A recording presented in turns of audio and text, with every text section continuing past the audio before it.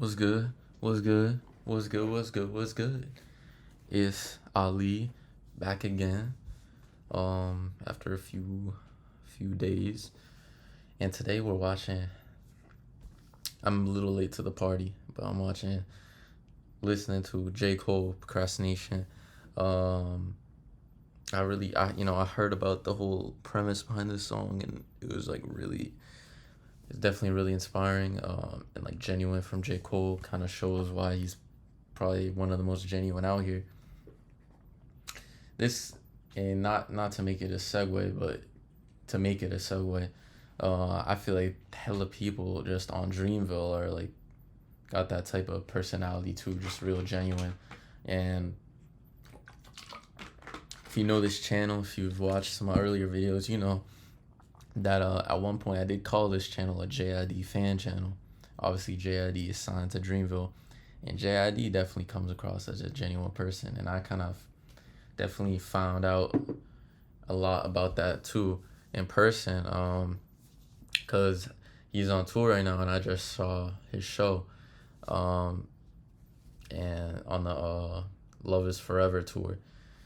I definitely want to start giving more like kind of stories or like sort of those kind of videos regarding like going to concerts and festivals and stuff, because I went to Rolling Loud last year, and that shit was crazy. I went to a few concerts last year or two. This JID one was crazy. He had Smino, it's him and Smino, and Smino went crazy too. JID though, all I'm gonna say was, if you know about that stick, I actually did a reaction to it on my channel. That shit went crazy, and of course all the new album shit went crazy as fuck too.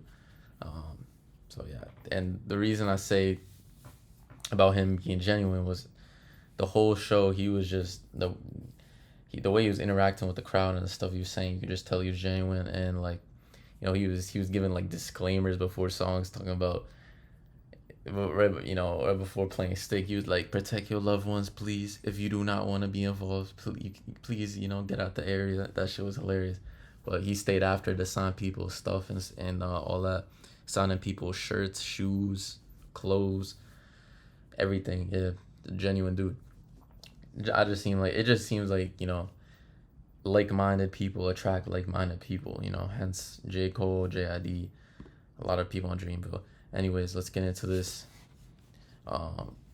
Shit. By the time I got through this whole soliloquy, you probably could have read through this shit like 3 times. This text message right here. I read through it before. Shout out to the whole premise of this is he's using this producer right here, Batman. He's using his beat because he made a J. Cole type beat and posted on YouTube. J. Cole needed some inspiration, and so yeah, he just rapped over it.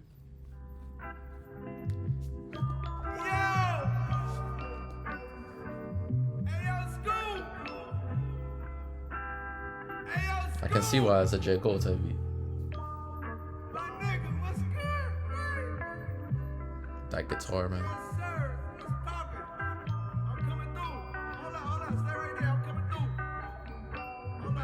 Shout out to J. Cole for doing this.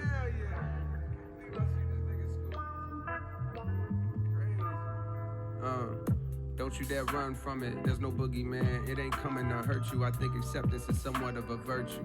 To look your truth dead in the face without trying to escape the regret or disgrace. I write these words aimlessly, but not without hope that somehow I'll stumble on something that's dope. A clever little line, a thought to provoke myself in that listener digging for quotes. Hello. Don't even know if somebody gon' hear this. Got so many songs they get lost in the endless folders of the hard drive. I wish I was more fearless, cause I just say fuck it and dump all the music for niggas that hate it and niggas that use it as fuel to push them through long nights at school, writing that last minute paper for class that's due in the morning. And I still relate to that procrastination for tasks, cause I need to finish this album. But hell, how many more times can I sit in this wooden pail down in that well and pull it back up with the hope that it's filled? Yeah, I can relate to this like crazy, man. And the part he's saying at the beginning too, talking basically about accepting things as they come it's not the boogeyman. Just accept it. It's good to accept, and escape the whole thing, the whole curse of regret, and just that's really how it be, and that's a mindset I'm trying to shift myself into right now too. Just accept things as they come, and accept things that you you used to look at as bad, and sort of avoid them and just accept them, because that makes things easier, and you can regret things later. That's the worst feeling. Somehow I stumble on something that's dope, a clever little line, a thought to provoke myself in that And he searched J. Cole type beat. Hello. Don't even know if somebody gon' hear this. Got so many songs they get lost in the endless folders of the hard drive. I wish I was more fearless, cause I just say fuck it and dump all the music for niggas that hate it and niggas that use it as fuel to push them through long nights at school, writing that last minute paper for class that's due in the morning. And I still relate to that procrastination for tasks, cause I need to finish this album. But hell, how many more times can I sit in it? That's such, like, I thought about this a lot, this concept, right? Like, do rappers really know, like, how people be listening to their music and they're doing, like, schoolwork and shit, and they're just trying to get through, like, their daily stuff, and they're using this sort of as, like, fuel for it. And J. Cole just basically said it, like, he kind of went to that point of view, like, people listen to this while they're trying to finish that paper for school that's due in the morning. And then he's saying how he can relate to it because he procrastinates too, hence the title of the song and the whole topic. Trying to talk about the album, I don't remember what the album is called. It's a Boy, I think. Is that I heard someone say that. Is that real? Or is that like a fake thing? Or is it like the fall off? Because I don't know. I've heard so many different album titles, J. Cole for his next album, or an album in the future. I don't know. But I'm excited for it, whatever it is. If it drops this year, that'll be lit.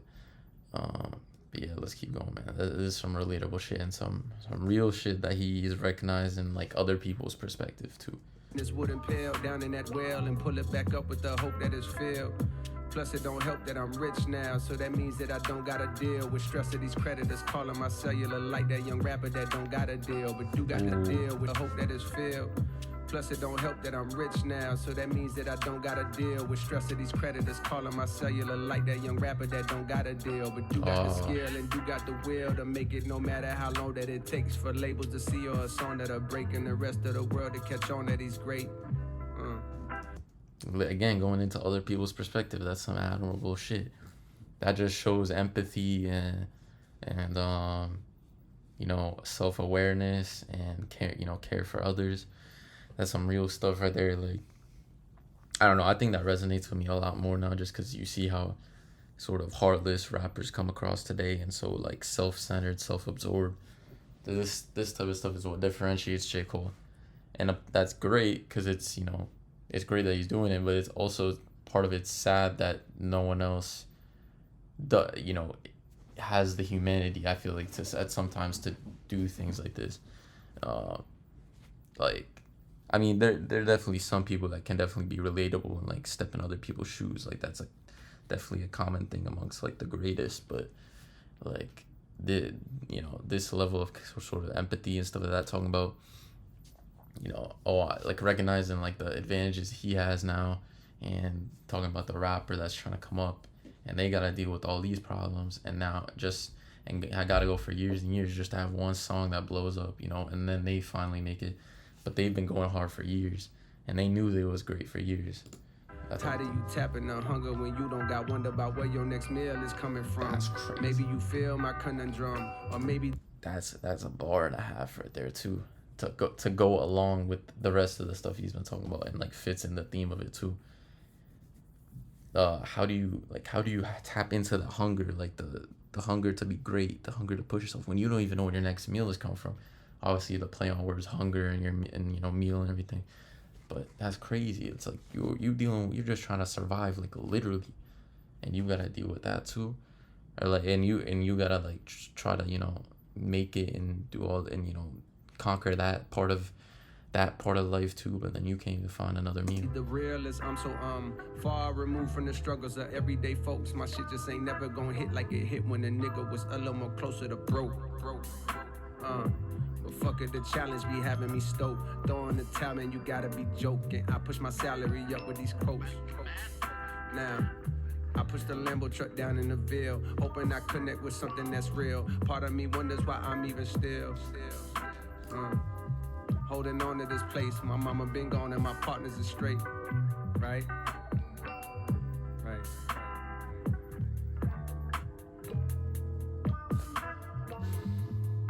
It's real. Alright. Batman, hit those hi-hats. Come on. Hit us with them hi-hats.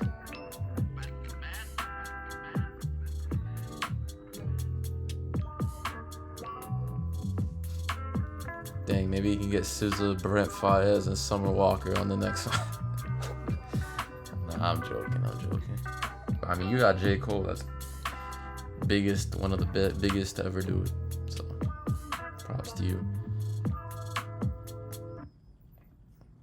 Shit, what do you know about that Black Friday, though? That shit's crazy. Shout out to Fulcrum.